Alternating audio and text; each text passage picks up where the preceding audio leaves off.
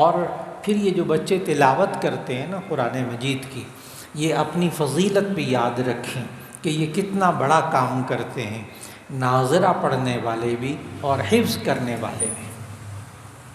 کہ اللہ تعالیٰ نے سورہ آل عمران کی آیت نمبر 164 کے اندر اللہ تعالیٰ نے ایک بات بتائی کہ اللہ تعالیٰ نے آخری نبی حضرت محمد رسول اللہ صلی اللہ علیہ وسلم کو بھیجا، اب ان کے بعد کوئی نبی نہیں آئے گا۔ اور نبی صلی اللہ علیہ وسلم کو کیوں بھیجا؟ اب میں آیت پڑھتا ہوں، حافظ بچوں کو فوراً وہ آیت ذہن میں آ جائے گی۔ بسم اللہ الرحمن الرحیم، لقد من اللہ علی المؤمنین اذ بعث فیہم رسولا من انفسہم، کہ اللہ تعالیٰ نے ایمان والوں پر احسان کیا کہ انہی میں سے رسول اللہ صلی اللہ علیہ وسلم کو بھیجا۔ وہ کیوں بھیجا؟ آگے اللہ تعالیٰ نے پہلا مقصد بتایا، یتلو علیہم آیاتہ، تاکہ وہ اللہ کی آیات تلاوت کریں۔ نبی صلی اللہ علیہ وسلم کو کیوں بھیجا؟ تاکہ وہ اللہ کی آیات تلاوت کریں۔ اب جتنے بچے ناظرہ قرآن مجید پڑھ کر تلاوت کرتے ہیں، جتنے بچے حفظ کر کے تلاوت کرتے ہیں، یہ سارے نبی صلی اللہ علیہ وسلم کی تشریف آوری کے اس مقصد کو پورا کرتے ہیں۔ کتنا بڑا کام کرتے ہیں یہ بچے چھوٹے چھوٹے۔ یہ نبی صلی اللہ علیہ وسلم کی جو ذمہ داری تھی نا، وہ یہ ذمہ داری پوری کرتے ہیں کہ قرآن مجید کی تلاوت کرتے ہیں۔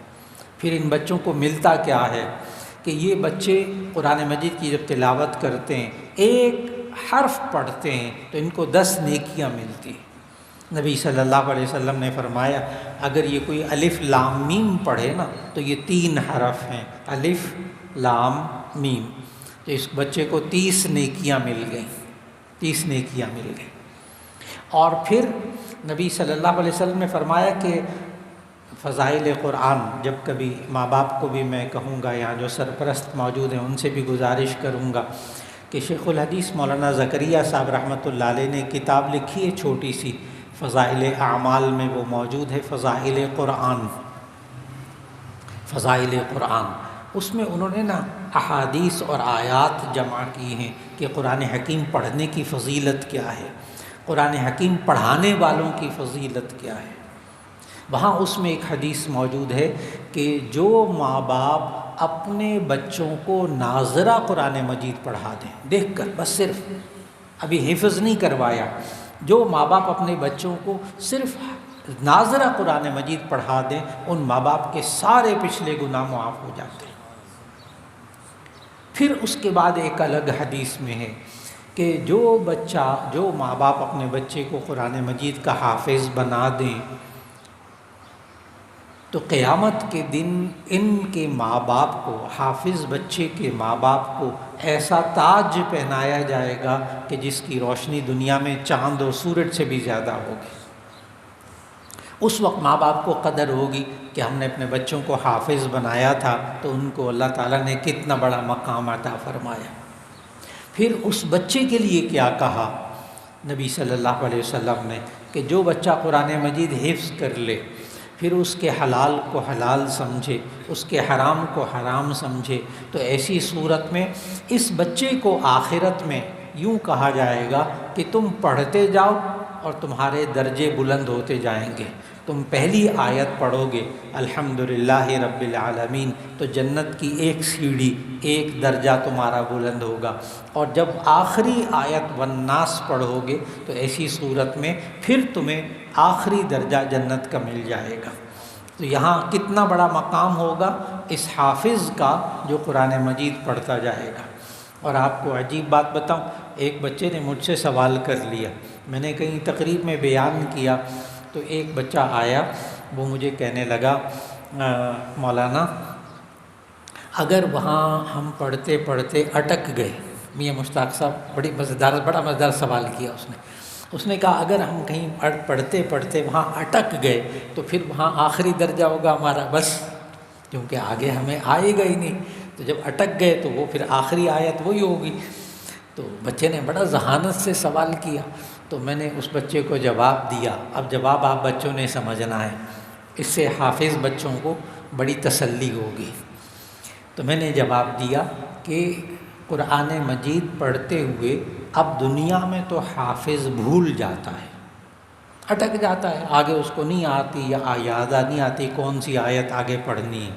لیکن جب اللہ جنت میں ہمیں داخل کرے گا تو بھولنا یہ عیب ہے، بھولنا یہ عیب ہے۔ اور اللہ جنت میں جب ایک دفعہ داخل کر دے گا تو اس بندے کے اندر سے سارے عیبوں کو نکال دے گا۔ اللہ جب جنت میں بندے کو داخل کرے گا، اور اس کی دلیل کیا ہے؟ اس کی دلیل بھی پھر میں نے اس بچے کو سمجھائی۔ میں نے کہا جب بڑے ذہانت سے سوال کر رہا ہے تو یہ کہیں میرے سے دلیل نہ مانگ لے اس کی، تو پھر میں نے اس کو دلیل بھی سمجھائی۔ میں نے کہا جامع ترمذی کی حدیث ہے کہ نبی صلی اللہ علیہ وسلم کے پاس ایک بوڑھی عورت آئی اور عرض کیا یا رسول اللہ صلی اللہ علیہ وسلم میں جنت میں جاؤں گی، میں جنت میں چلی جاؤں گی۔ تو نبی صلی اللہ علیہ وسلم نے آگے سے فرمایا بوڑھی عورتیں جنت میں نہیں جائیں گی۔ اور جتنے بوڑھے مرد یہاں بیٹھے ہیں نا میرے سمیت، وہ بھی اچھی طرح سمجھ لیں کہ بوڑھے لوگ جنت میں نہیں جائیں گے۔ نبی صلی اللہ علیہ وسلم نے اس بوڑھی عورت کو بھی کہا کہ بوڑھی عورت جنت میں نہیں جائے گی، لا يدخل الجنت عجوز، بوڑھی عورت جنت میں داخل نہیں ہوگی۔ اب وہ بیچاری پریشان ہو گئی، ایک دم پریشان ہو گئی کہ یہ تو عجیب بات ہوگی کہ میں بوڑھی عورت ہوں اور جنت میں داخل نہیں ہوں گی۔ اس پر نبی صلی اللہ علیہ وسلم نے مسکرا کر سورۃ الواقعہ کی ایک آیت پڑھی۔ سورۃ الواقعہ کی اب حافظ بچوں کو فوراً وہ آیت یاد آ جائے گی، انا انشأناہن انشاء فجعلناہن ابکارا، انا انشأناہن انشاء، ہم ان کو دوبارہ نئے سرے سے پیدا کریں گے، ان سارے بوڑھوں کو اور بوڑھی عورتوں کو ہم نئے سرے سے پیدا کریں گے اور جنت میں ان کو جوان کر کے داخل کریں گے، کیونکہ بڑھاپا بھی تو عیب ہے نا۔ بوڑھا بندہ کمزور ہو جاتا ہے، اس کی ہڈیوں میں درد، اس کے سر میں درد، اس کو شوگر کی تکلیف، اس کو بلڈ پریشر کی تکلیف، پتہ نہیں کیا کیا تکلیفیں، سارے عیب ہیں نا بوڑھوں کے۔ تو بوڑھا ہونا خود عیب ہے، بندہ دیکھو نا بوڑھا ہو گیا، ہاں۔ تو ایسی صورت کے اندر یہ بندہ قیامت کے دن جب داخل ہوگا جنت میں تو جوان ہو کر داخل ہوگا، اس کے اندر کوئی عیب نہیں ہوگا۔ جب کوئی عیب نہیں ہوگا تو بھولنے کا عیب بھی نہیں ہوگا، اس لیے حافظ بچہ آخرت میں بھولے گا نہیں، پکی بات ہے، یہ بھولے گا نہیں، اس کو سارا یاد رہے گا انشاءاللہ، انشاءاللہ۔